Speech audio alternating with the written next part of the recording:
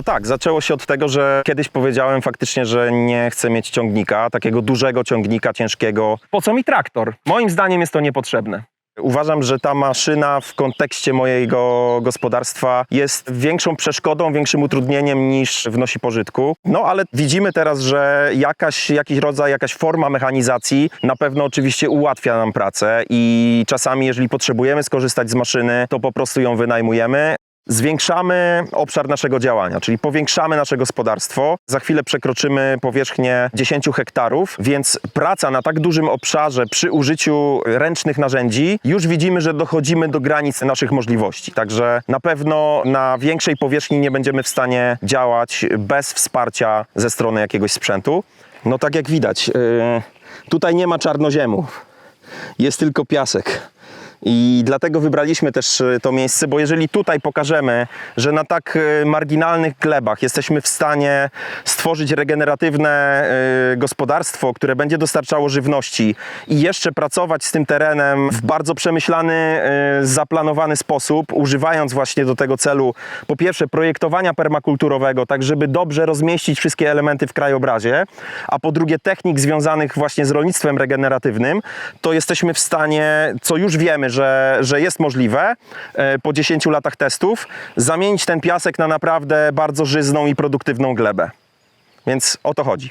Oczywiście wiem, że nie staję się młodszy, wiem, że nie zawsze będę w stanie fizycznie sprostać jakby wymaganiom prowadzenia tak dużego gospodarstwa i koszenia na przykład łąk kosą ręczną. Także szukam po prostu rozwiązań, które w dalszej perspektywie pozwolą nam dalej prowadzić te ciekawe działania, które realizujemy już od 10 lat. No i tutaj się wydarza ciekawa rzecz, bo skontaktował się ze mną Łukasz z Czech, który przyjechał dzisiaj do nas aż z Ostrawy i przywiózł ze sobą bardzo ciekawe narzędzie. Jest to traktor jednoosiowy, taki mini traktor, bardzo lekka maszyna, ale podobno o sporych możliwościach. No i to będziemy się starać dzisiaj przetestować. Ten film był sponsorowany przez Vator, najlepszy mini ciągnik w Polsce i na świecie. Ramsey United używa tylko jeden mini ciągnik, a to jest Vator. A za to każdy Czeski produkt dla prawdziwy rolnik. Ramsey United jest za granicą dzisiaj. Jedziemy do Ostrawa. Będziemy poznać ludzi, którzy produkują mini ciągnik. Bardzo ciekawy. Dzień dobry, Łukasz. Cześć. Cześć. Jak to była droga? Fajna? No, fajny. Jesteś bardzo wysoka. No, dzięki. 2 metry przesnie. Jesteś jakimś rolnikiem, czy... No, rozpoczynającym teoretycznym rolnikiem. A to jest jakiś czeski kaczma?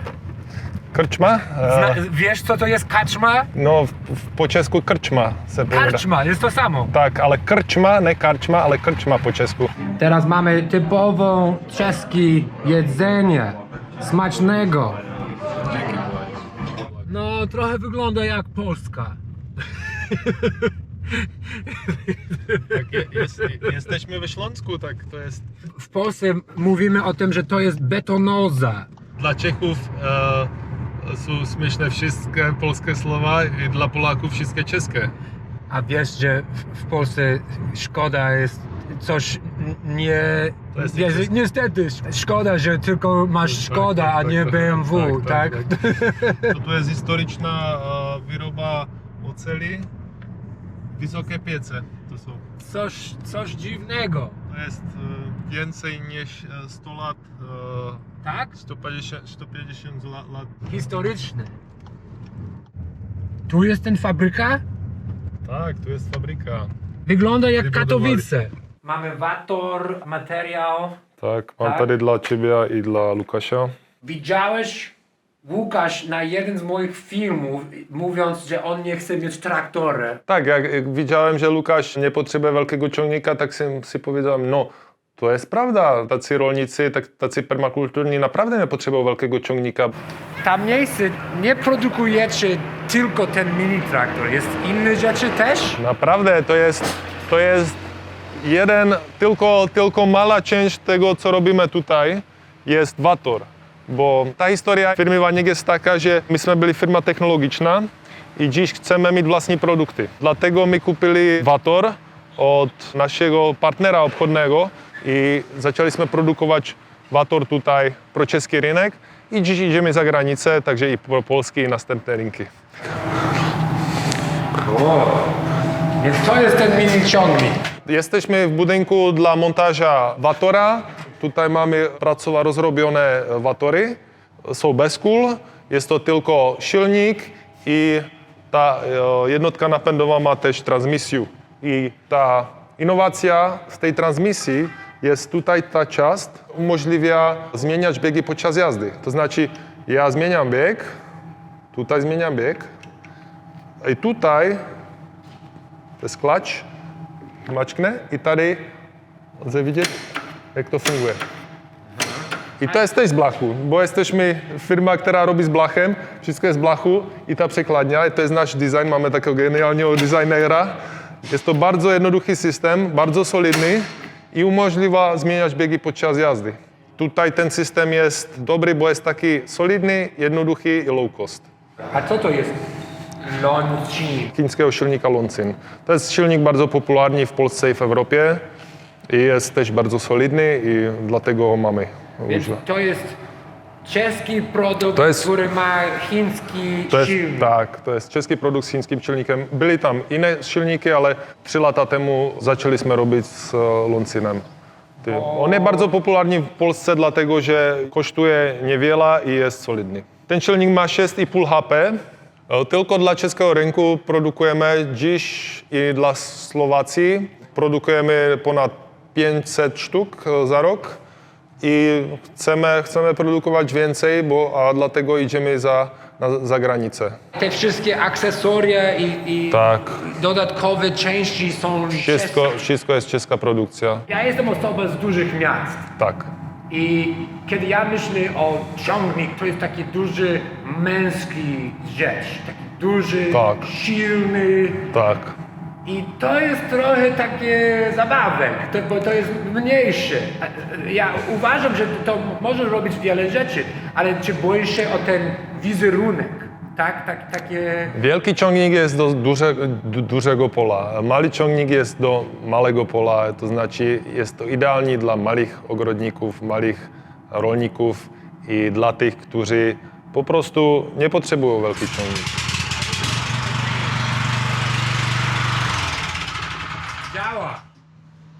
Działa. Idziemy do Łukasz, tak? Wszystko przygotowane. To znaczy kosiarka bębnowa przetrząsać, Obsypnik, kultywator, włoka, Vator oczywiście, to jest skider i w przyczepce mamy dalszy sprzęt.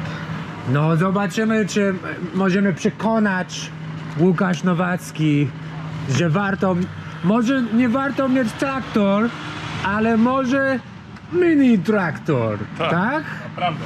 Mamy to. Jedziemy przygotowane. do Gapinin. No jedziemy. Tak, jedziemy. Co ten mini ciągnik nie można robić? Nie można robić na przykład, gdy masz 10 albo gdy masz więcej jak 5 hektarów pola, które chcesz każdy rok na nim piestować klasycznie obilí, tak to nie jest idealne, bo to tam potrzebujesz normalny ciągnik, potrzebujesz kombajn na to, aby to sklizał, to znaczy, że ty musisz to outsourcować wszystko, albo si kupić ciągnik stary, nowy. To jest inna filozofia. Ja nigdy z tego sprzętu nie korzystałem. Sam jestem ciekaw, co ten traktor będzie mógł zrobić tutaj w kontekście naszego gospodarstwa. Mamy spory teren do wykoszenia, mamy kawałek pola do zaorania, mamy fragment ogrodu, gdzie trzeba wymieszać glinę z glebą i kompost przy użyciu glebogryzarki i podobno ten traktor jest w stanie zrobić wszystkie te rzeczy, także będziemy sobie to po kolei testować. Zużywa około 1 litra benzyny na godzinę pracy, na godzinę roboczą pracy, także jest Jest to naprawdę niewielkie zużycie, co nas bardzo cieszy, bo też zależy nam na tym, żeby jeżeli wykorzystujemy jakiś sprzęt, to żeby on nie emitował tak dużo spalin do atmosfery i zobaczymy, jak dużo przy jego pomocy będziemy w stanie teraz terenu poddać przyspieszonej regeneracji. No i to jest rzecz, która mnie najbardziej ciekawi. No jednocześnie taki mały ciągnik w porównaniu do tych dużych, ciężkich maszyn zdecydowanie lepiej będzie pracował z naszą glebą. To znaczy nie będzie jej tak ubijał, nie będzie doprowadzał do powstania podeszwy płużnej w momencie, kiedy będziemy prowadzili lekką orkę powierzchniową przy użyciu bardzo delikatnych narzędzi, tak żeby tylko i wyłącznie przygotować tą wierzchnią warstwę gleby do uprawy, a nie degradować tego podglebia, nie degradować tego, co się dzieje pod spodem, pod tą warstwą uprawną. Ale powiedz mi, czy jesteś sceptyczny, że to faktycznie będzie działać na twoim terenie? Wiesz co, maszyna jest dosyć niewielkich rozmiarów, więc jestem ciekaw, jak ona sobie poradzi, ale zobaczymy. No, jestem otwarty na to, żeby, wiesz, przetestować i naprawdę nie oszczędzać tej maszyny, tylko zobaczyć, co ona potrafi i gdzie są jej limity. Czy boisz się, że inni permakulturowców będą ci krytykować, że robisz film o mini traktor?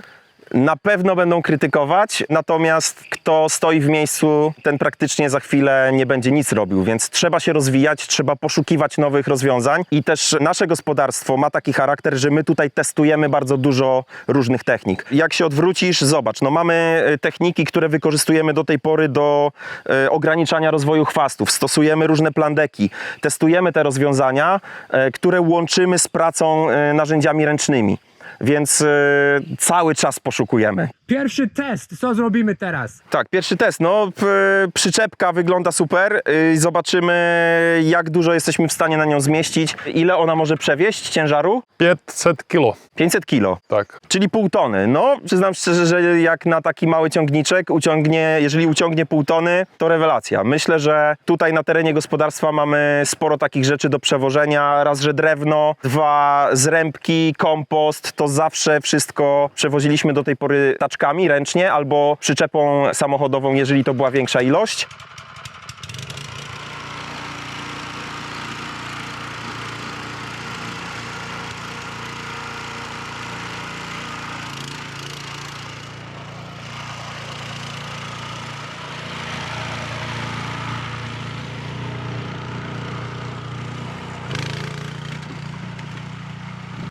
No i co? Super, ekstra jedzie.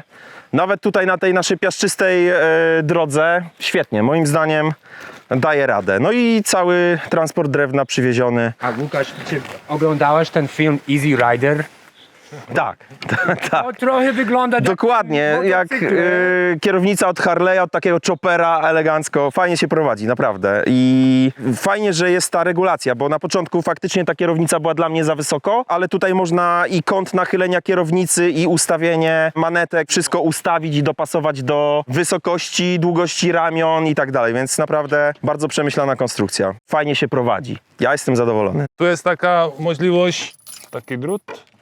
Robi się tak.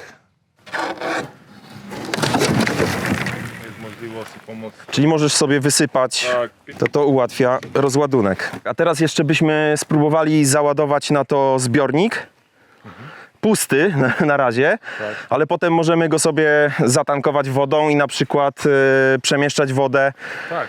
Myślę, że to będzie super jakby w kontekście tego, że za chwilę na pastwiskach będą zwierzęta i jakoś będziemy musieli je napoić. To też bardzo usprawni, nie będę musiał nosić tej wody w jakiś inny dziwny sposób, wiadrami czy czymś takim. Ma pojemność 1000 litrów, czyli potencjalnie będzie ważył 1 tonę, czyli o połowę za dużo dla przyczepy, ale nie musi być napełniany cały, może być napełniony do połowy i te 500 kilo przyczepa powinna przetransportować, więc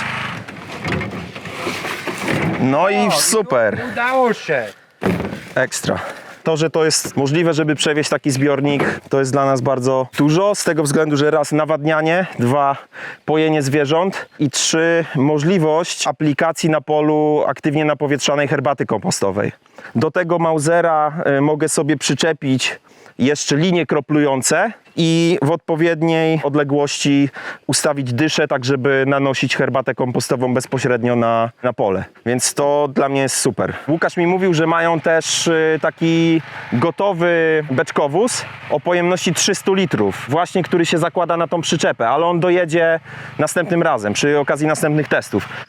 A co robimy teraz? Odwozimy przyczepkę, montujemy kosiarkę i zrobimy test koszenia tutaj na łące. Z kosiarką bębnową jest trzeba jechać pomalsie, jest lepszy tam redukcję jazdy. Czyli na żółwia nastawiamy. Na żółwie, tak. Tak, czyli na pełzające biegi zmieniamy. Tak, tak. Zając daje możliwość szybkiej jazdy, żółw daje możliwość powolnego poruszania się wtedy, kiedy mamy z przodu zamontowane jakieś narzędzie, którym pracujemy, tak jak na przykład tą kosiarką bębnową. Tak.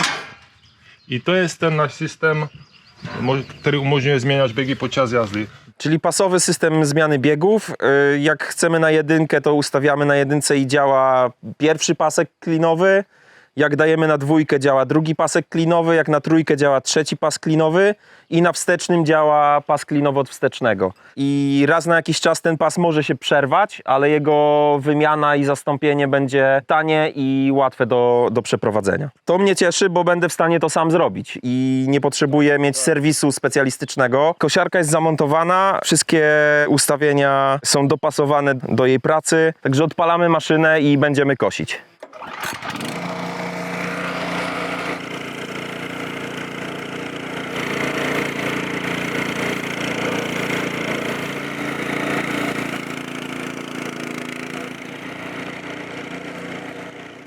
Ta kosiarka bębnowa, ona ma taki charakter, że ona musi się ślizgać po ziemi, więc kosi bardzo nisko, ale w momencie, kiedy zbieramy siano i chcemy go nakosić jak najwięcej, to jest bardzo dobra cecha. Muszę wziąć okulary, bo sypie piaskiem po oczach. Bezpieczeństwo przede wszystkim. Dobrze, to przy pierwszym teście koszenia pewnie zauważyliście, że koła były ustawione zbyt szeroko względem kosiarki, więc teraz możemy sprawić, że koła będą wsunięte bardziej do osi ciągnika i będą podążały w zasadzie śladem kosiarki, czyli nie będą powstawały takie rządki i to sprawi, że no jeszcze lepiej będzie funkcjonowała ta maszynka. Także jedna śruba wystarczy do tego, żeby odkręcić ją, zmienić rozstaw kół i albo poszerzyć, jeżeli to jest potrzebne, albo zwęzić rozstaw kół.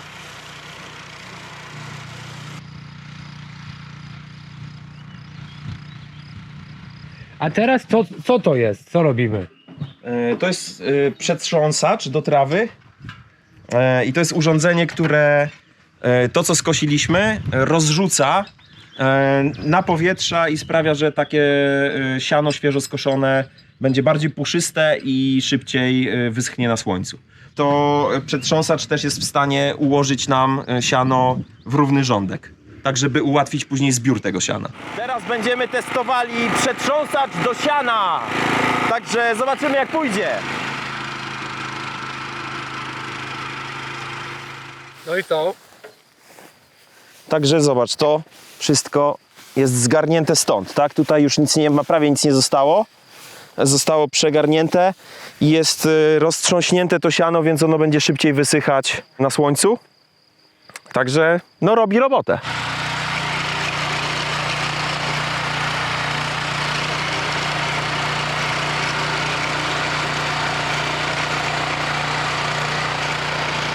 Co się dzieje tutaj?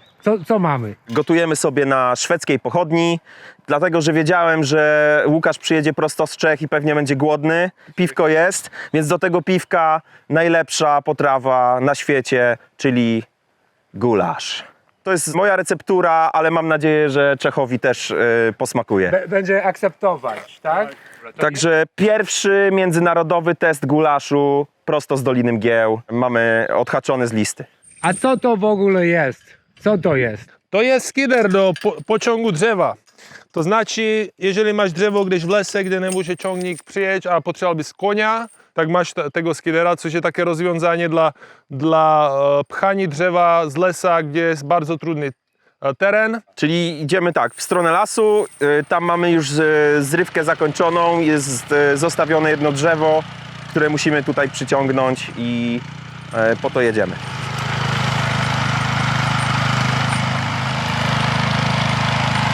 Mamy długą dźwignię, która pozwoli nam w łatwy sposób podnieść ten konar do góry, tak żeby on nie był ciągnięty po ziemi, tylko żeby był uniesiony na kołach i wtedy zmniejszymy tarcie o podłoże i będzie można łatwiej wyciągnąć całe drzewo.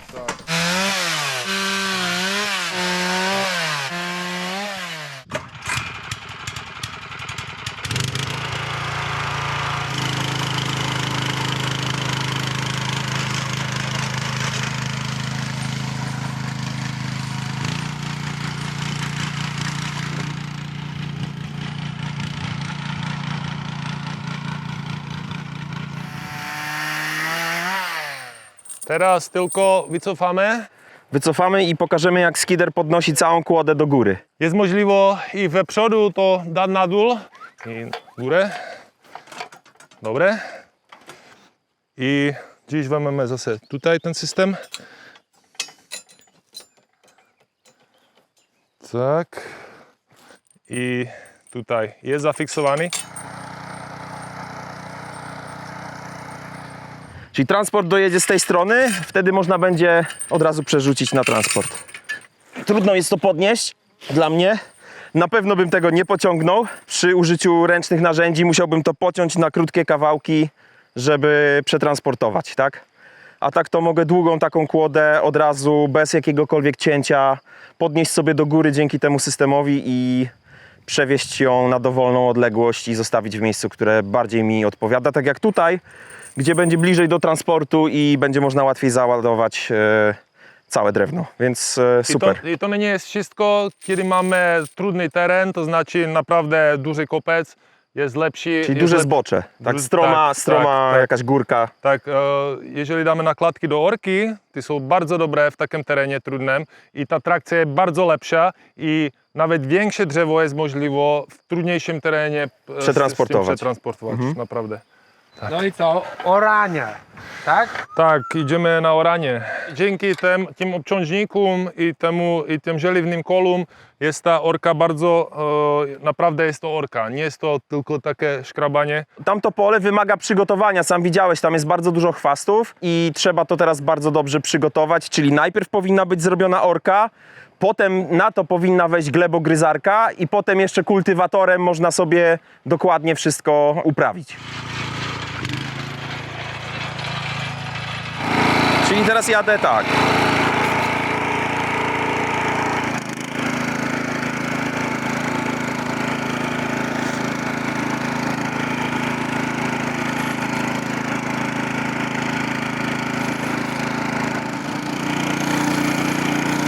Yeah.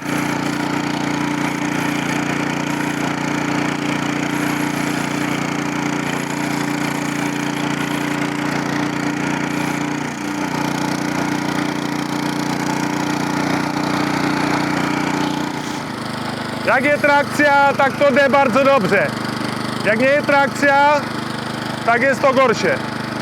Ale trakcja to jest tylko kwestia nakładki na orka. Proto odporęczam do orki, do skidera i do takiej roboty w polu jest lepszy mieć nakładki do orki. Następny raz Łukasz pokaże, jak to wygląda, jeżeli są nakładki do orki.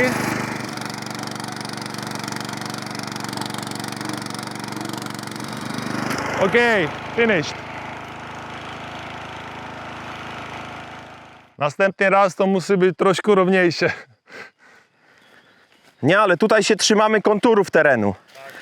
Bo ja widzę super zastosowanie dla tego pługa do robienia swale'i. W permakulturze to są rowy konturowe, które muszą meandrować w krajobrazie i gleba jest odkładana na jedną stronę, a w tym zagłębieniu gromadzona jest woda, która spływa po zboczu. I dzięki temu jesteśmy w stanie ją zatrzymać na zboczu i ona nam nie ucieka z terenu. Więc to jest super narzędzie właśnie do takiego zastosowania. No a przy orce oczywiście też się przyda, więc pierwsze testy, oczywiście trzeba trochę ustawień, trzeba dopasować to narzędzie do terenu, ale po odpowiednim ustawieniu i przede wszystkim założeniu tych nakładek zwiększających trakcję, złapie to lepszą przyczepność i wtedy myślę, że ta orka będzie bezproblemowa. I co, chciałbyś próbować tego Vatora następne tygodnie i mieć... Tak, myślę, że dzisiejszy dzień pokazał mi to, że naprawdę jesteśmy w stanie na terenie naszego gospodarstwa potestować sobie ten mini ciągnik i znaleźć jeszcze dla niego nowe zastosowania, o których pewnie Wam się nie śniło, a my dojdziemy do tego, jak sobie dopasować tą maszynę do naszych potrzeb, więc jestem naprawdę chętny do tego, żeby to testować. Jest to ciągnik, który jest z Czeska, ale myślę, że w Polsku będzie bardzo popularny. Dzięki Tobie, dzięki Twojej robocie. I ja bych chciał zaoferować więcej współpracy z Tobą, zaoferować Ci tego ciągnika do używania, abyś mógł tego ciągnika pokazywać rolnikom takim tak jak Ty w Polsce i wierzę, że będzie więcej wideo, więcej ludzi, którzy by chcieli ten ciągnik skupić i wierzę, że ta współpraca będzie bardzo dobra i w budoucności, to znaczy w przyszłości. W przyszłości, tak. Super, wielkie dzięki. Ja jestem niezmiernie zaszczycony, że wybraliście nasze gospodarstwo do testowania właśnie tego mini ciągnika. Myślę, że znajdziemy dla niego naprawdę super dużo zastosowań w rolnictwie regeneratywnym, w gospodarstwie takim małoskalowym, rodzinnym. I z miłą chęcią się podzielimy naszymi spostrzeżeniami, naszymi testami i naszymi obserwacjami, jak możemy wdrożyć właśnie wsparcie tego ciągnika do rolnictwa regeneratywnego i permakultury. Więc jeszcze raz jestem naprawdę bardzo wdzięczny i wow, nie spodziewałem się. Ja myślę, że to był tylko początek, bo za ten dzień się nie da wszystko zrobić i nie da wszystko pokazywać i nie da wszystko optymalizować, także ja myślę, że następny raz to będzie lepsze i lepsze i lepsze i bardzo duże roboty z tym zrobimy. Tak, ale zaczęliśmy naprawdę mocnym uderzeniem. Ja jestem mega pozytywnie zaskoczony możliwościami tego ciągnika, więc z miłą chęcią go jeszcze bardziej przetestuję tutaj na terenie gospodarstwa Dolina Mgieł. No i zobaczymy, jaka będzie jego przyszłość w rolnictwie regeneratywnym w Polsce. Super. Jeszcze raz dzięki. Dzięki jeszcze raz. Dajcie nam like, komentujcie, udostępniajcie video i oczywiście subskrybujcie, żeby zobaczyć więcej ciekawych filmy o ciekawych mini ciągniki w Polsce i w Czechach i w różnych miejscach. Łukasz, gdzie ludzie mogą znajdować więcej informacji o mini ciągnik? Pod wszystkimi tymi wideo na YouTube będzie link, gdzie będą wszystkie informacje, gdzie kupić, gdzie sprawdzić informacje o tym, jak z tym robić. Dalsze YouTube wideo tam będą, gdzie będzie serwis. Dziś rozpoczynamy sprzedaż w Polsce, także jest ta prawa chwila do oglądania tego ciągnika na polskim targu. Łukasz, coś więcej? No słuchajcie, my zapraszamy na kanał YouTube'owy Łukasz Nowacki Permakultura dla każdego i Dolina Mgieł, siedlisko permakulturowe, gdzie będziemy pokazywać, jak testujemy ten mini ciągnik w naszym gospodarstwie. Żeby propagować rolnictwo regeneratywne, to musimy współpracować między narodami. I to jest fajny zaczątek właśnie takiej współpracy, także myślę, że to jest dopiero początek tej fajnej drogi i kolejnej przygody z rolnictwem regeneratywnym. No fajny, to było bardzo ciekawa przygoda. Dzięki panowie. Dzięki jeszcze raz, Jonathan. Jonathan. Miło było Cię gościć, jak zwykle. Tak, będzie miał swoje miejsce w garażu, pod daszkiem, żeby na niego nie padało. No i tam już będzie mieszkał. Iza, jak się czujesz o tym, że on będzie miał mini ciągnik? Bo no, brałeś ślub z prawdziwą permakulturowcem, a teraz on ma ciągnik. To jest jakieś zdradztwo, nie? Kupiłem czarny ciągnik. Jestem przekonany, że za parę dni zobaczysz film, jak to Iza właśnie używa tego ciągnika, a ja jej macham z daleka i patrzę, jak ona się świetnie bawi. Pozdrowienie wszyscy w Vatorze. Do widzenia. Do widzenia.